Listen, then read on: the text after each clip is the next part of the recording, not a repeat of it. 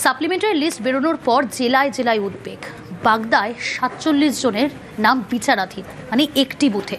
মুর্শিদাবাদে 432 জনের নাম বাদ। একই সঙ্গে বারাসাতেও 105 জনের নাম বাদ।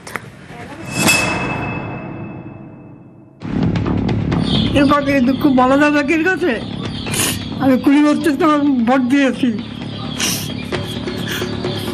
কাগজ বলে কি কিছু নাই? আমার আর কি আছে?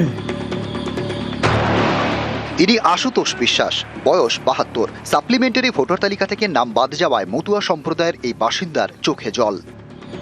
25 বছর দল জ্যেষ্ঠাই ঠাকুরবাড়ি, আমি আমার স্ত্রী ঠাকুরবাড়ি দিয়েছি।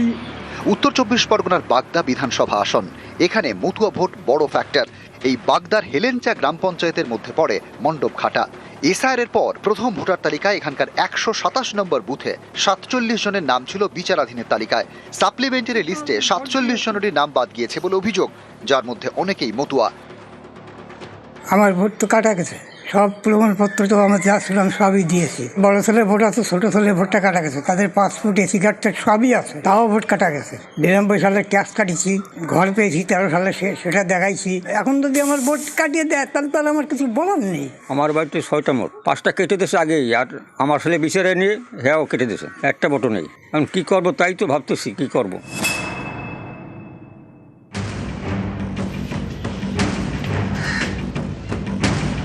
মুর্শিদাবাদের সুতির জগদায় 1 নম্বর গ্রাম পঞ্চায়েত। এখানকার 112 নম্বর বুথে মোট ভোটার 977। সাপ্লিমেন্টারি লিস্টে তাদের মধ্যে 432 জনের নাম বাদ গিয়েছে বলে অভিযোগ। আগে থেকে ভোট দিয়ে আসা সত্ত্বেও আমাদের নাম এখন বলছে যে নাম বাদ দিয়ে দিয়েছে। নোটিশ দিয়েছিল, নোটিশে দিয়ে গিয়েছিলাম, তারপরে এখন আবার দেখছি যে আবার আমাদের নাম বাদ দিয়ে দেওয়া হয়েছে। মাধ্যমিক দিয়েছি, মানে 10 বছর ধরে পড়াশোনা করেছি এখানে, তারপরেও আমাদের যদি নাম না থাকে এটা তো একটা সমস্যা।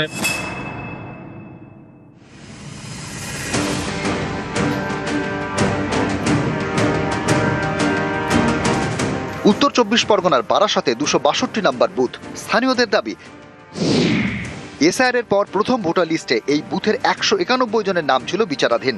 সাপ্লিমেন্টারি লিস্টে তাদের মধ্যে বাদ গিয়েছে 105 জনের নাম। হঠাৎ দেখি যখন আমার নামটা ডিলিট হয়ে গেছে। আর দুজনের নাম আছে, কাগজপত্র দিয়েছি, পাসপোর্ট, আধার কার্ড, প্যান কার্ড। কেন আমার বাপদাদার জন্মের থেকে বসে আছি, নাম তুলতে হবে কিভাবে সেটাই জানতে হবে আমার।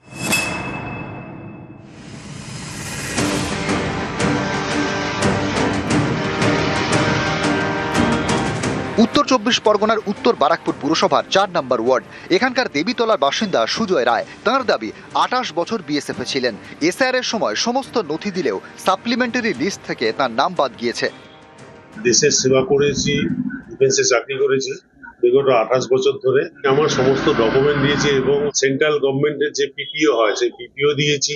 আমি এখন এক্স সার্ভিসম্যান, পিপিও দিয়েছি এবং আমার আই কার্ডও দিয়েছি। এই আই কার্ডটা আমাকে ভোটার লিস্ট থেকেই ডিলিট করে দিই। আমি চিন্তিত আছি এই ব্যাপারটা নিয়ে। নিউজ 18 বাংলা।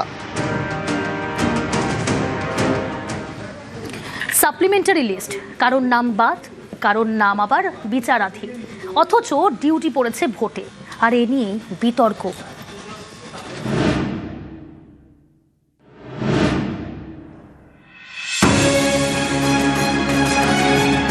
বীরভূমের পাড়ুই থানার অনন্তপুর। এখানকার বাসিন্দা নজরুল ইসলাম, সিআরপিএফ জওয়ান, 1994 থেকে কর্মরত।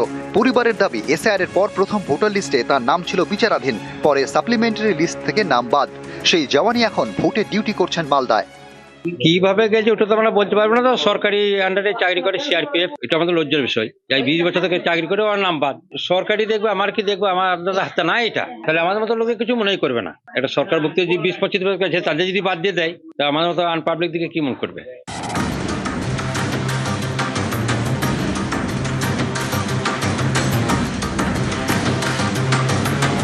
মুর্শিদাবাদের লালগোলায় এমএন একাডেমি। এই স্কুলের 4 শিক্ষকের ভোটের ডিউটি পড়েছে। ট্রেনিং এর জন্য নোটিশ পেয়েছেন। তাদের দাবি, 4 জনেরই নাম ভোটার তালিকায় বিচারাধীন। ভোটার লিস্টে নাম থাকবে কিনা তা নিয়ে এখনো ধোঁয়াশা। এর মধ্যে কেন ভোটের ডিউটি দেওয়া হলো, প্রশ্ন শিক্ষকদের। প্রিজাইডিং অফিসার হিসাবে ডিউটি পেয়েছি। আমাদের পরিবারে 14টা ভোটারের মধ্যে 11টা ভোটারের অ্যাডজুডিকেশন এসছে। যখন আমাদের হিয়ারিংয়ে ডাকে, আমাদের অ্যাভেলেবল যা ডকুমেন্টস ছিল সব সাবমিট করেছি। তারপরেও সোমবার যে লিস্ট বেরোলো, সেই লিস্টে আমাদের প্রত্যেকের অ্যাডজুডিকেশন ওঠেনি। এটা জানি না নির্বাচন কমিশন কি করে পাঠালো, নির্বাচন কমিশন বলতে পারবে। তবে আমরা সবাই ভারতীয়, নির্বাচন কমিশনের উচিত আমাদের ভোটের নাম তোলা। যে ভোটার লিস্ট তাতে আমি বিচারাধীন। 1999 সালে আমি এই স্কুলে জয়েন করি, তারপর থেকে একাধিকবার ভোট করেও আসছি প্রিজাইডিং অফিসার হিসাবে। এবারও আমি প্রিজাইডিং অফিসারের দায়িত্বে আছি। যত দ্রুত সম্ভব সাপ্লিমেন্টারি লিস্টে সঠিক ভোটার হিসাবে আমার নামটা আসুক।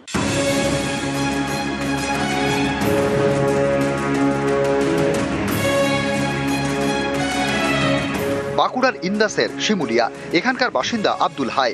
তিনি সোনামুখী বিজে হাই স্কুলের গ্রুপ ডি কর্মী। তাঁর দাবি, এবার ভোট দিতে পারবেন কিনা নিশ্চিত নন, কারণ বিচারাধীনের তালিকায় নাম রয়েছে, অথচ ভোটের ডিউটি পড়েছে। আমি এসআই লিস্টে বিবেচনাধীন আছি, তার কি করে আমার ভোটের ট্রেনিং আসতে পারে? আমি নিজেই ভোট দিতে পারবো না সেটাও বুঝতে পারছি না, অথচ ভোটের ট্রেনিং এসেছে। আমি কি করে ট্রেনিং দিতে যাব? এটা কি নির্বাচন কমিশন জানে না যে আমার নামটা বিবেচনাধীনে আছে?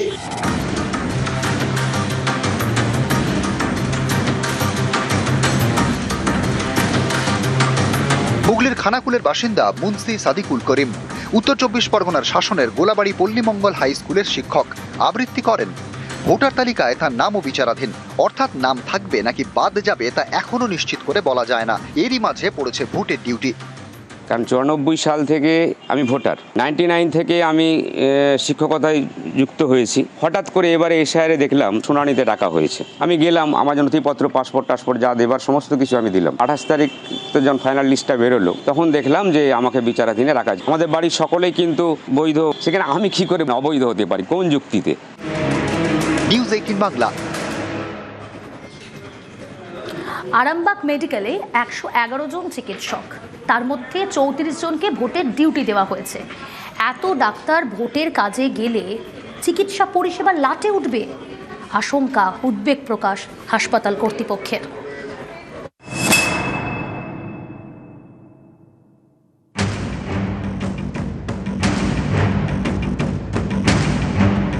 চৌত্রিশ জন চিকিৎসককে ভোটের ডিউটি করতে হবে।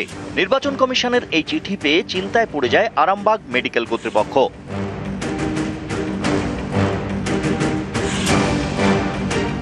আরামবাগ মেডিকেল কলেজ ও হাসপাতাল হুগলির আরামবাগ মহকুমার 6টি ব্লকের বাসিন্দাদের বড় ভরসা। পশ্চিম মেদিনীপুর, বাঁকুড়া এবং পূর্ব বর্ধমানেরও অনেকে এই হাসপাতালে যান। প্রতিদিনই ভিড়ে ভিড়। আরামবাগ মেডিকেলে চিকিৎসকের সংখ্যা 111। এর মধ্যে 34 জন ডাক্তারকে ভোটের ডিউটি দিয়েছে নির্বাচন কমিশন। এই হলো কমিশনের সেই নোটিশ।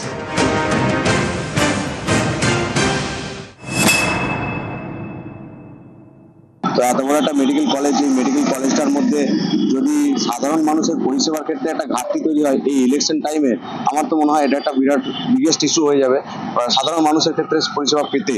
তো সেই জায়গায় আমার বক্তব্য এটাই থাকবে যে আমার মনে হয় এটা সরকারের ভাবা উচিত। পেশেন্ট এইমাত্র আমি নিয়ে এলাম, অ্যাক্সিডেন্ট হয়েছিল, তো ডাক্তারের অভাব আছে। এগুলো নির্বাচন কমিশনের সামনে ইলেকশন আছে, ওগুলো তো 36টার মতো ডাক্তার উঠিয়ে নিয়েছে। তো সেই হিসাবে মানুষের যে ট্রিটমেন্টগুলো, ইমার্জেন্সি ট্রিটমেন্টগুলো হয়, ওগুলো এক হবে না ঠিক মতো। যেসব সাধারণ মানুষ যারা আছে, তারা যারা বেডে আছে বলুন, আদার্স কোনো জায়গায় যারা থাকে, তাদের সেই মতো ট্রিটমেন্ট হবে না। কিন্তু 34 জন ডাক্তার ভোটের কাজে চলে গেলে হাসপাতাল চলবে কিভাবে? চিন্তায় পড়ে যায় আরামবাগ মেডিকেল কর্তৃপক্ষ। দ্বারস্থ হয় হুগলি জেলা শাসকের। এই বিস্তর জল ঘোলার পরে 34 জন চিকিৎসককে ভোটের কাজে ব্যবহার সংক্রান্ত নোটিশ প্রত্যাহার করে নেয় নির্বাচন কমিশন। আরামবাগ থেকে শুভদীপ ঘোষ, নিউজ 18 বাংলা। শুধু চিকিৎসক নয়, জনপ্রতিনিধিকে ভোটের ডিউটি। কলকাতা পুরসভার 110 নম্বর ওয়ার্ডের কাউন্সিলর, তাকে এবার চিঠি, অর্থাৎ সেকেন্ড পোলিং অফিসারের দায়িত্ব পালনের নির্দেশ। বাঘাযতীন স্কুলের সহকারী শিক্ষক স্বরাজ মণ্ডল, তৃণমূল কাউন্সিলর স্বরাজ মণ্ডলকে ভোটের ডিউটি। 2024 নির্বাচনের আগেও ভোটের ডিউটির চিঠি। 24 ভোটের কাজ না করায় শোকজ করারও অভিযোগ।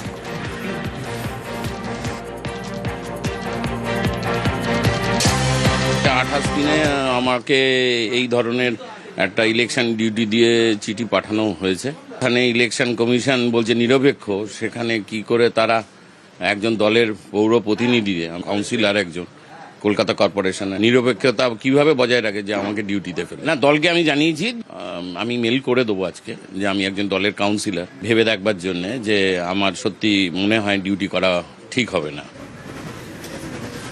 ডান্ডা খেয়েছেন, ঝান্ডা ছাড়েননি। ৮০ বছর বয়সেও ভোটের ময়দানে সিপিআইএমের দাপুটে নেতা, 4 বারের বিধায়ক ধীরেন লেট।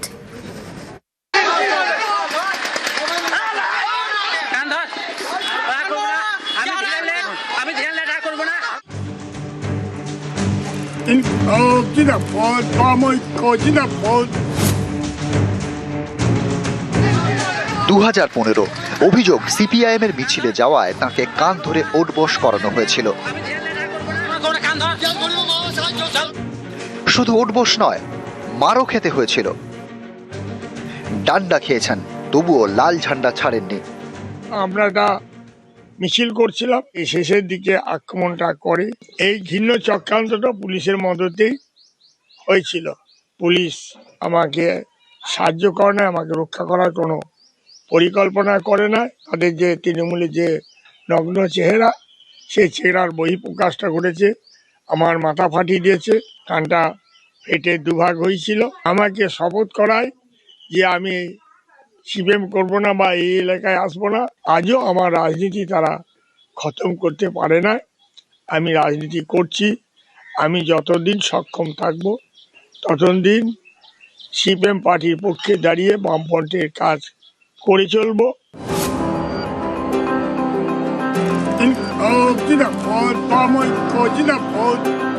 সাদা ঢলঢলে প্যান্ট, হালকা রঙের টি শার্ট, সাদা চুল, জীবনের পথ ৮০ বছরের। আর তিনি রাজনীতির পথে 50 বছরেরও বেশি সময় ধরে।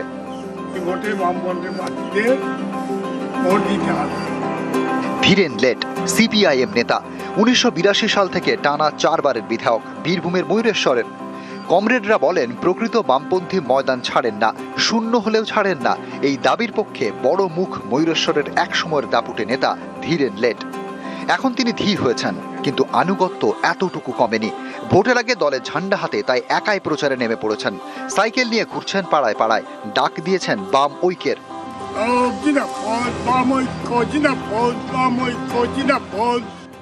আমি তো প্রচার করছি বামফ্রন্টের পক্ষে, তৃণমূল বিজেপি বিরুদ্ধে প্রচারটা করছি বাম ঐক্যের পক্ষে।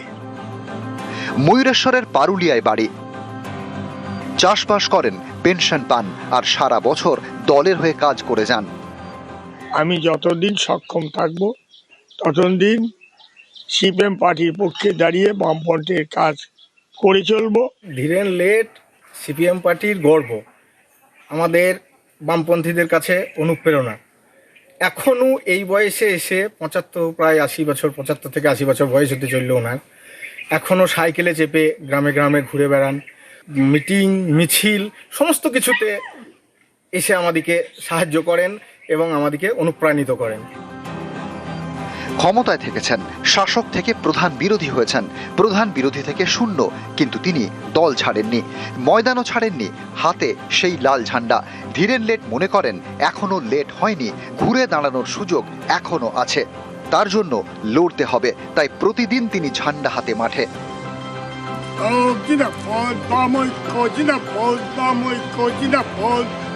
বীরভূমের ময়ূরেশ্বর থেকে অক্ষয় ধীবর, নিউজ 18 বাংলা।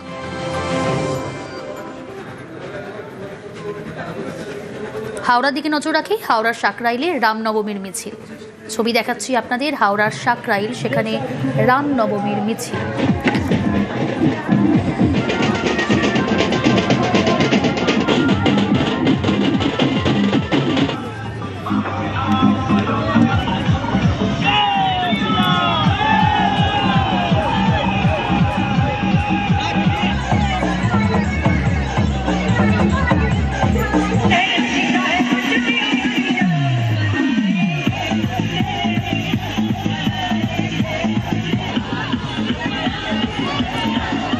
হাওড়ার সাকরাইলে রামনবমীর মিছিল, ছবি আপনারা দেখছেন এই মুহূর্তে।